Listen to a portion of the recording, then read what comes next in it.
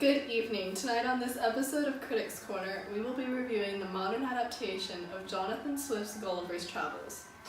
I'm your host, Peggy Lawrence, and joining me tonight is one of Hollywood's top critics, Monica Beninsky. Thank you for joining us tonight, Monica. How are you? I'm doing great. Thank you for having me. I'm super excited to discuss, what we think about this super popular film. So what are your thoughts on the film? Well, I love the book. I think Swift, he's brilliant. And I think it was really interesting to try to make it into a stage production. It was probably really difficult, and it seemed like it was kind of hard to really put the words to the screen. But I do give the director props. But I have some complicated opinions about it. I personally really enjoyed the film, almost more than the book. So this will be an interesting debate. Maybe I'm just more of a bookworm than you. But yeah, let's start with me reviewing the opening scene. A lot of people seem to think it was just, gorgeous. Can we play the clip?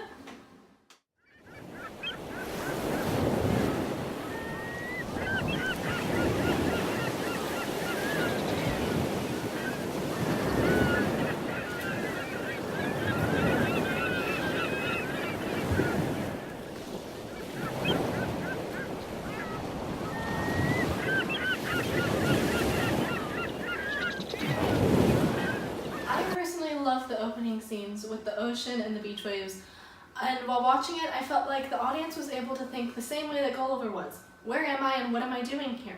I think it was a great way to immediately connect the audience and the main character and employ some empathy between them. I see where we're going with that. I do think it was a smart choice by the director to try to employ that feeling between the audience and Gulliver at the time. However, it's probably just because I read the book and I know what was supposed to happen. But I really wish we could have seen his actual shipwreck and then actually treat the little people, dragging his body across the beach or trying to, and just the whole chaos of it. I think opening it with a super sporadic and chaotic moment would have really been a much stronger way to open up his film. But props to the director, it's his work.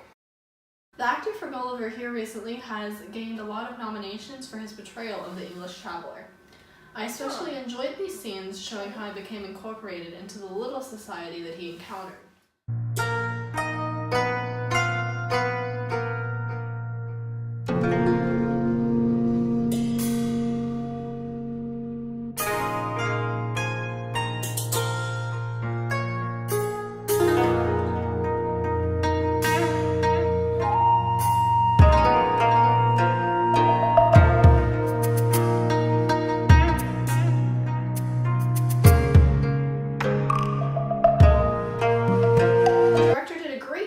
Including Swift's allegory on the tension between the contemporary political parties and the warfare of the little society.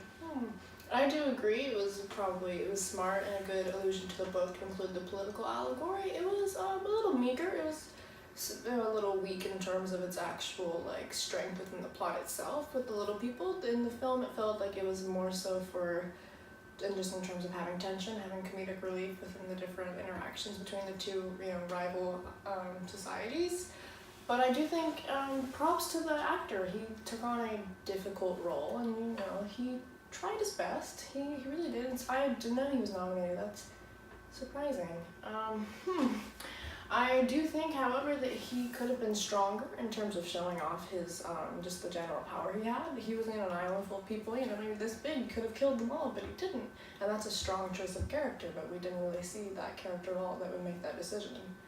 I personally think that the decision to who to cast was probably budget-based. It was a smaller movie, it was more independent, but props to him. He took on a very large role, and here we are. The first voyage with the little people was fun and it was interesting, but the Giant's Island, which was my personal favorite, I thought was a great transition for Gulliver as a character. He became more vulnerable than he was in the first voyage. Let's play some clips.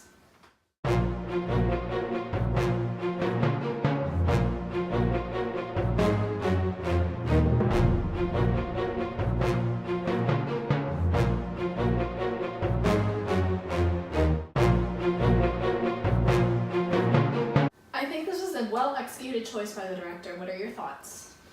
Well, I will say I enjoyed this segment of the film more than I did the first. The Little People Island I felt was a little underappreciated, a little underdeveloped.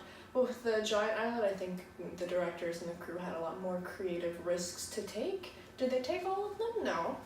But I think, the special effects probably did a majority of the acting in this portion just because they were probably so reliant on, green screens or animation or whatnot to try to make everything feel so big and so blown up.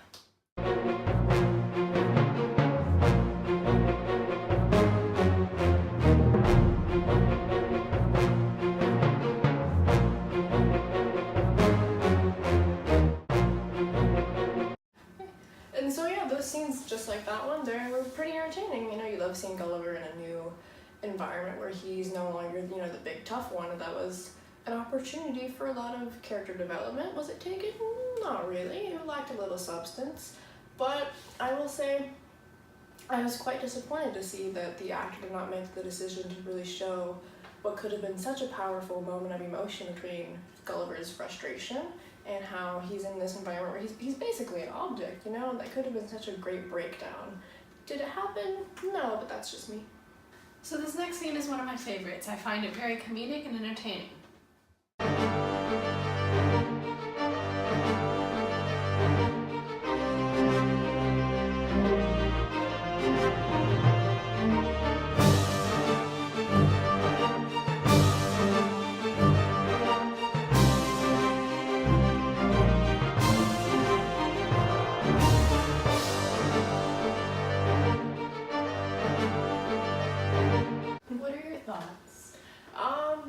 I'll have to give it to you. That scene was pretty entertaining. I really, I'm a dog lover, I'm a dog owner, loved it. However, like I said earlier, I just think that this entire second voyage with the giants was a really missed opportunity to really show Gulliver as a more vulnerable and weaker, or more threatened character. You had all these things that when he was big, he didn't even think twice about, like dogs, cats, birds, even bugs, but now that he's probably the size of this pen now, that all these could kill him very easily. And they took a more, like you said, comedic, a more whimsical route with it. And was it a strong choice? Maybe. Probably not. I think they could have done a lot more with actually showing genuine threats to Gulliver's safety. I mean, it could have built a lot of suspense and tension for the audience, but it was a family film, Now this third voyage is very interesting. Let's play the clip.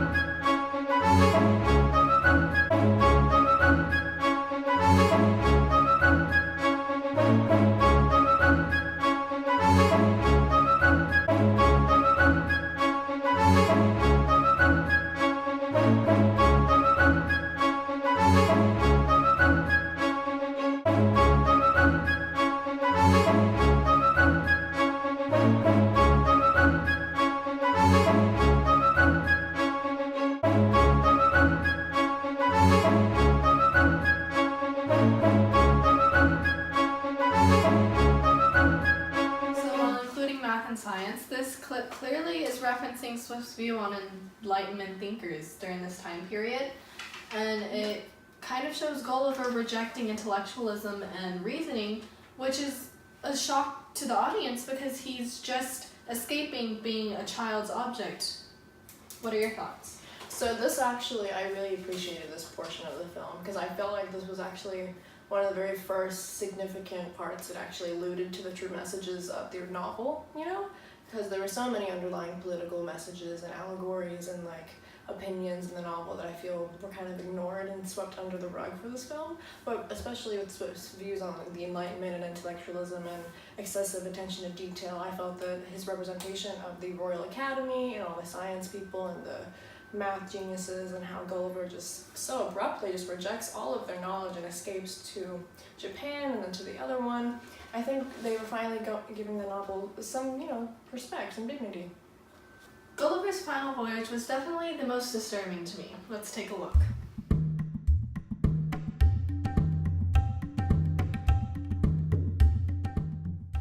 Ew, what horrid creatures.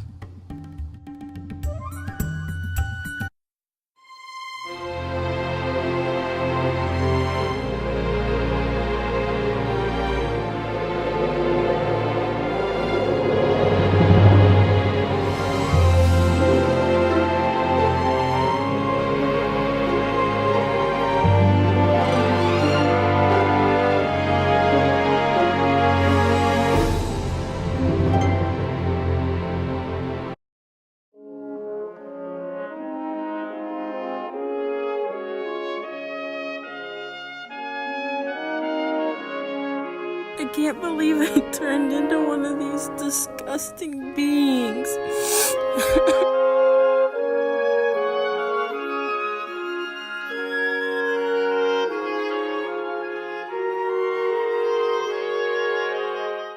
Seeing the people enslaved and having this enslavement categorized as a necessary evil was most definitely heartbreaking to see. On top of that, Gulliver has now realized that he too has become an ugly Yahoo, and he's developed this self-loathing and self-hatred because of it. How do you feel about this? You see, I actually think that the actor for Gulliver had, some nice moments in this final portion of the scene.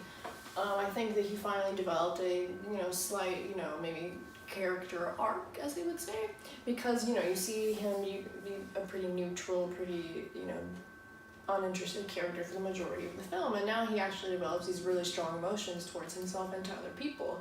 I think it was a really good way to allude to Swift slowly developing feelings on the rest of his society at the time in 16th century England after the political party switch that made him really angry pretty much towards everyone.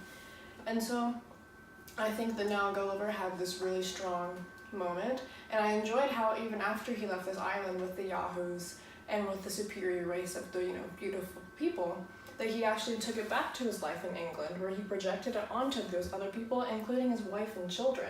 Let's take a look.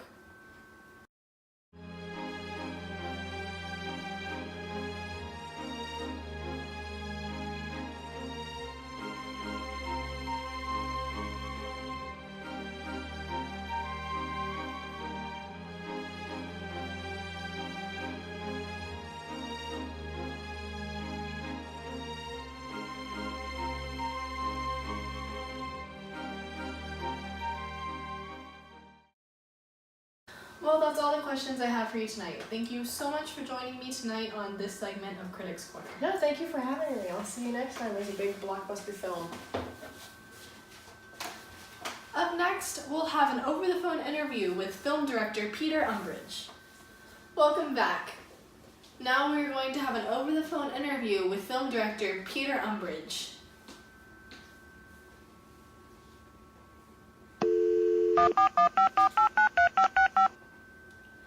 Good evening, Mr. Umbridge. How are you? I'm doing swell. Thank you so much for having me tonight. I'm sorry I couldn't be there in person. I'm busy adapting a new novel-based film known as Treasure Island. That's great. I have a few questions for you regarding your work on Jonathan Swift's Gulliver's Travels. Can you tell us a little bit about the creative process for this unique film? I had a phenomenal time working on this film, and I am so grateful Swift allowed me to take part in the adaptation of his work. Playing with extremely exaggerated scales and being able to focus on the minute details of the human form wasn't something I had ever done before. The actor we had for Gulliver was absolutely brilliant and worked super well with the film crew to develop a feeling of both ostracization and isolation. What was the biggest obstacle you and the filming crew had to overcome in this production? And how did you overcome it? trying to depict such whimsical environments such as the island of miniature people or the giants, it becomes difficult to not rely completely on special effects and animation to bring the set alive. With the help of our dedicated actors and prop managers who built a majority of the large and small scale domestic items of the islands, we were able to fabricate our own world without digitalizing. What was the particular inclination towards images of dogs in the film? We were relying heavily on an audience in the States for our box office earnings. Horses are an English symbol for the cavalry, and I felt American audiences would prefer their furry friends instead. I felt it was a good opportunity for a creative role reversal between man and man's best friend. Based on the recent reports from the opening nights of the film, it was a success. Lastly, how did you and Swift have to compromise on any part of this film, if any? Swift was very adamant I stay true to his original satire and allegory and not let the world of cinematics overshadow his literary intentions. I truly wanted to give the original novel's message a strong presence in the film. However, Swift was hesitant on the focus on the third island because he felt its message was the least important. I really wanted to explore the Royal Academy and have fun with science experiments and math prodigies. We only compromised on the different levels of focus for the different voyages and the minimization of Gulliver's return to England. Well, that's all I have for you tonight, Mr. Umbridge. Thank you so much for your time.